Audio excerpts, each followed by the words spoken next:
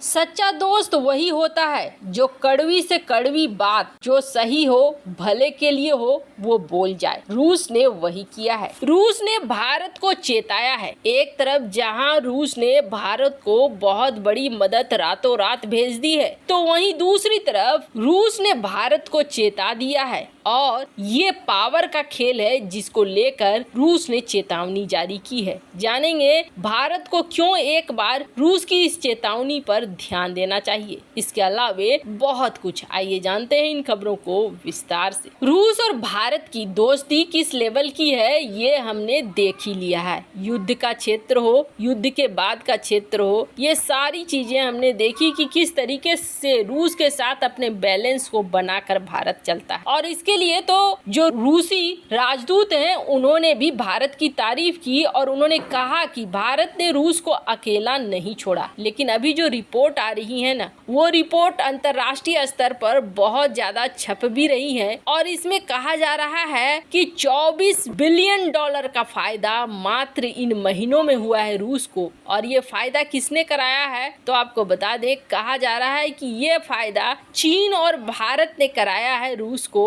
और यही वजह है कि ये महीने आसानी से निकल चुके हैं रूस के। दरअसल चीन और भारत दोनों की वजह से रूस के पॉकेट में गए हैं 24 बिलियन डॉलर 3 महीने के अंदर। और आपको बता दें, जो आंकड़े हैं उसको जरा ध्यान से देखिए। भारत के ऊपर दोष नहीं मढ़ा जा सकेगा क्योंकि ज्यादा पैसा तो चीन ने दिया है। चीन ने 18.9 बिलियन डॉलर दिए हैं रूस को तेल, गैस और कोयले की खरीद में। ये मई महीने का है और भारत ने इसी समय 5.1 बिलियन डॉलर दिए हैं। हालांकि चीन जितनी खरीदारी करता था उसकी डबल अमाउंट है, जबकि भारत जितनी खरीदारी करता था एक साल पहले उसका 5 गुना है। अल जजीरा की ये रिपोर्ट पूरे ग्राफ के साथ सामने आ रही है। वैसे आपको बता दें, कई मीडिया आउटलेट्स हैं जो ये बातें कह रहे हैं कि इन दोनों देशों की वजह से चीन को बहुत ज्यादा फायदा हुआ है।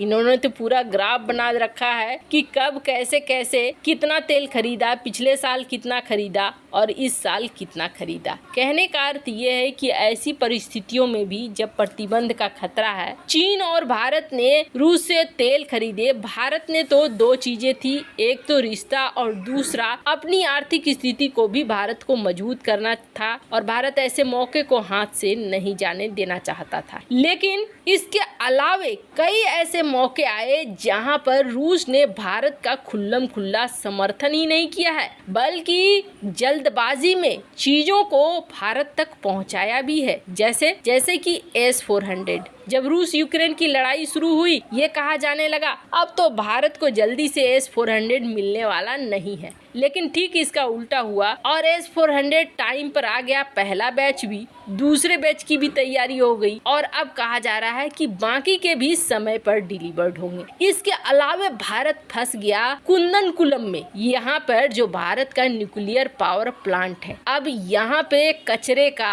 और सेंसर का दोनों का मैनेजमेंट बहुत हार्ड होने लगा। ये रेडियो एक्टिव चीजें होती हैं, इसलिए बेहद महत्वपूर्ण थी। रूस गए भारतीय वैज्ञानिक भी, लेकिन वहाँ पे बात नहीं बनी। अब जिसके बाद जो कंपनी है रोस्ताम स्टेट कॉर्पोरेशन, इन्होंने जो एग्रीमेंट साइन किया भारत के KNPP से, यानी कि कुंदनकुलम न्यूक्लियर पावर प्लांट से, इसमें सबसे बड़ा मोड़ आया है जब भारत को वो सेंसर दे रहे हैं और सेंसर के साथ साथ टेक्नोलॉजी भी दे रहे हैं। आपको बता दें, ऐसा कहा जा रहा है कि जो सेंसर हैं 200 यूनिट भारत को तुरंत मुहैया करा रहा है रूस और इसके अलावे ये सारे मटेरियल भी देंगे ताकि सेंसर्स को बनाने में भारत को कोई दिक्कत न हो। दरअसल इसमें लगने वाला फ्यूल और इससे निकलने वाले जो वेस्ट होते हैं ये बेहद इम्पोर्टेंट होते हैं और इसमें अभी भारत को अभी भी बहुत सारा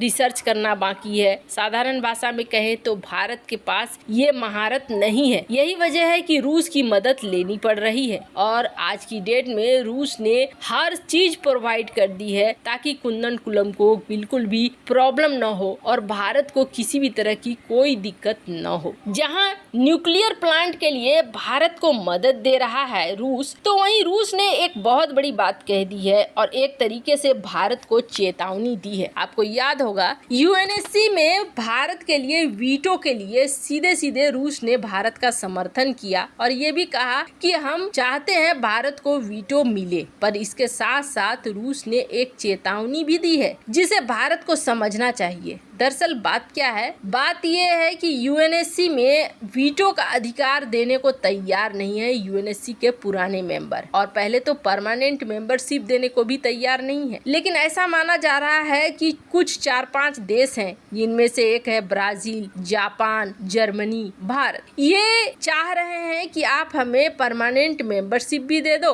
और वीटो भी दे दो। आप चाहो तो वीटो को रोटेशन में दे दो, मतलब 3 महीने के लिए एक देश के पास, 3 महीने के लिए दूसरे देश के पास, 3 महीने के लिए तीसरे और 3 महीने के लिए चौथे देश के। अब जो देश यहाँ पे खड़े हैं, एक है जापान, दूसरा है जर्मनी, तीसरा है ब्राजील, चौथा है भारत। अब यहाँ पर ध्यान से देखेंगे, जापान को वीटो पावर मिले ये कभी नहीं चाहेगा। कौन? चीन नहीं चाहेगा, रूस नहीं चाहेगा, साउथ कोरिया नहीं चाहेगा, नॉर्थ कोरिया नहीं चाहेगा। क्यों? क्योंकि ये इनके साथ इसके पुराने पंगे हैं। वो नहीं चाहेंगे कि एक वीटो पावर मिलने के बाद इसे और एक महाशक्ति मिल जाए। अब वही हाल जर्मनी को लेकर भी कई ऐसे देश हैं जो अगेंस्ट है, जो कह रहे हैं कि नहीं, यूरोप में और देश नहीं है क्या, सिर्फ एक फ्रांस है और फ्रांस के बाद जर्मनी आना चाहता है, और भी तो देश है, आप उन्हें लो। यानी पंगे यहाँ पर भी है। एक बच गया ब्राजील के नेता को लेकर कमोबेश अमेरिका नाराज रहता है, और जो बिल्कुल साफ सुथरा बचा हुआ है वो है भारत को लेकर किसी को कोई दिक्कत नहीं है। रूस को भी कोई दिक्कत नहीं है, फ्रांस को भी कोई दिक्कत नहीं है, अमेरिका, यूके को भी कोई दिक्कत नहीं है। दिक्कत है तो चीन को। चीन चाहता है परमानेंट मेंबर बना दो, लेकिन वीटो मत देना, क्योंकि चीन को लग रहा है कि जिस तरीके से वो वीटो का इस्तेमाल भारत के खिलाफ कर लेता है कई मौकों पर, वैसा ही भारत भी करेगा। भारत भी छोड़ेगा नहीं और इसका भुगतान चीन को करना पड़ेगा, जो पहले उन्होंने गलतियां की है। पर इन सब के बीच रूस ने ये कहा है भारत को कि आप जो ये गुटबंदी बनी हुई है ना